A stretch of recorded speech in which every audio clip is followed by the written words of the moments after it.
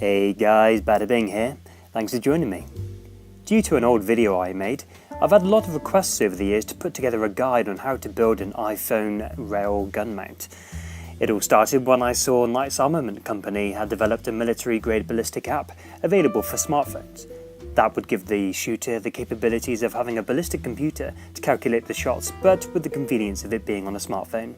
To coincide with this, they also developed a gun mount for the iPhone, which enabled the shooter to have his or her ballistics on board the rifle without needing to prop the iPhone up against a rock or something. At the time I saw this and immediately thought of the possibilities with using it as a gun cam. Major advantage of cameras facing in both directions for different perspectives. Great!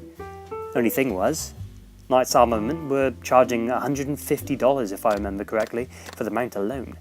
And that's not including the iPhone case. Inspired by this concept and defiant by the retail price, I thought I'd make my own. And a few weeks later, I made one. For this build I dived into my parts bin and found the rail mount that I'd use for the base.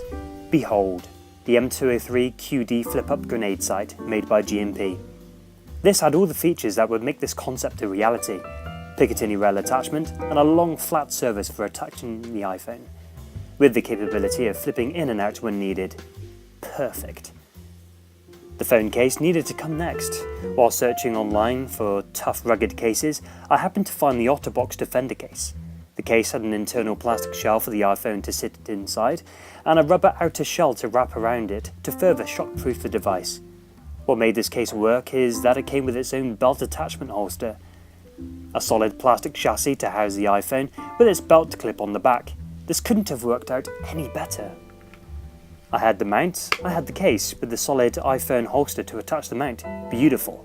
Now to put it all together. I could have just glued the flip-up sight to the holster or just bolt it on somehow and be done with it. However, to me it wasn't that much of an elegant way to complete the project, so I looked for an alternative. I came up with this. This piece is part of the belt clip system for a radio pouch. This piece here would serve as the base upon a security police belt system, and a radio pouch would lock into the recess. It would also have the ability to rotate for better positioning for the user. I attached the female portion of this system to the flip-up sight by cutting a slit to the dimensions of the 203 sight, while taking care not to remove too much material to ensure friction when sliding it into place.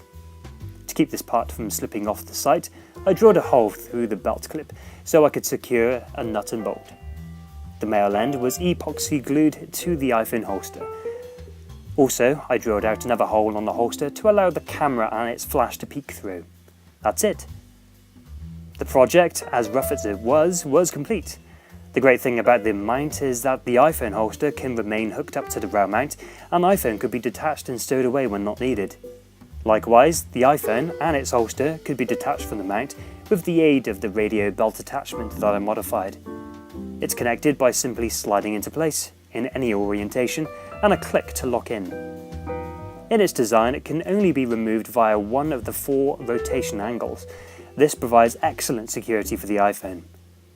So the time has come to connect it up to a rifle. Fantastic. However, as soon as you try to fold the iPhone away, you'll run into a problem. Namely this. Because the 203 mount sits at the height it sits, it won't close up to the rifle as you see in my old video. However, it's no big deal. All you have to do is unscrew the flip-up leaf sight from the mount base and simply turn it around to the other side and then screw in the pin. Bear in mind, over the years I've tightened this screw to the point where it's cracked on the end, right where a retaining pin should be. However, forget about it, it's not that important. It is what it is. So, with the leaf sight facing the other way and the iPhone mounted up again, it will now open and close. Perfect. As I mentioned earlier, it can also rotate, which is great, especially when filming in landscape. I've used this a few times over the years with my iPhone 4, but now as I've moved on to newer phones, I haven't bothered to upgrade my gun mount, which I probably should actually. It was always great to be able to take pictures and videos while in the thick of it and not playing music.